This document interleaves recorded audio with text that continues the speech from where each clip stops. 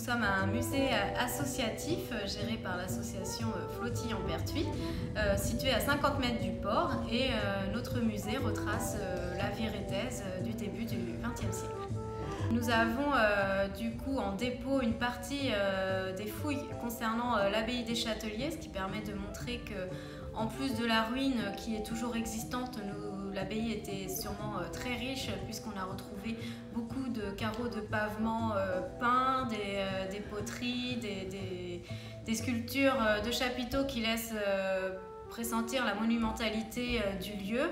Bien sûr, la Flotte étant une commune portuaire, nous avons beaucoup d'objets liés à la vie économique portuaire du port de la Flotte et liés à l'ostréiculture, à la pêche notamment. Également beaucoup d'objets liés à l'agriculture, puisque grâce à l'installation des moines au XIIe siècle, la vigne a pris le pas sur les cultures du coup de l'île de Ré. Et ensuite une partie beaucoup plus sociologique, ethnographique, avec une collection de photographies anciennes d'Eugène Lemour-Bonin retraçant la vie rétaise du début du XXe siècle, avec les objets qui vont avec, des coiffes, des objets de la vie quotidienne pour la cuisine, le soin du linge, etc. En fait, un radeau de survie, puisque cette partie-là s'enlève et ça permet de déployer le radeau. Et c'était effectivement sur les bacs.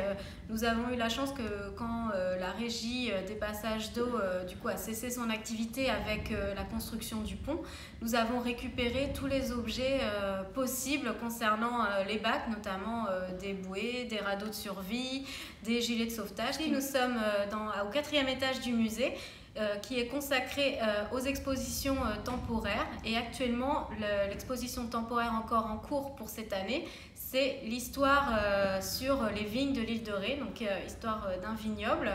Pourquoi cette thématique? Tout simplement parce que le musée du Platin en lui-même est une ancienne distillerie qui a fonctionné à peu près de 1850 à 1950 à la cessation d'activité de la famille Margotteau.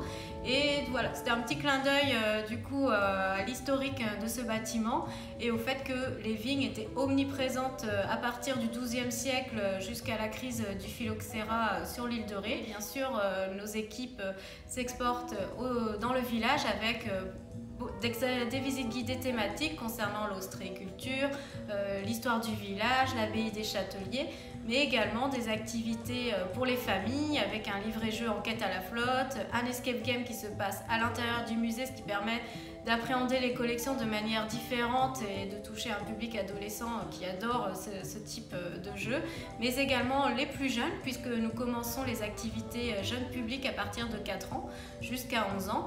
Et chaque semaine, nous avons 5 activités créatives en lien avec nos collections que l'on propose pour cette tranche d'âge. Et cette année, c'est le mois de l'environnement en avril. Donc il y a certains ateliers qui concernent l'exposition temporaire sur la vigne qui sont gratuits pour les enfants. Et notamment l'accès au musée est également gratuit pendant tout le mois d'avril sur présentation de l'affiche ou du flyer du mois de l'environnement.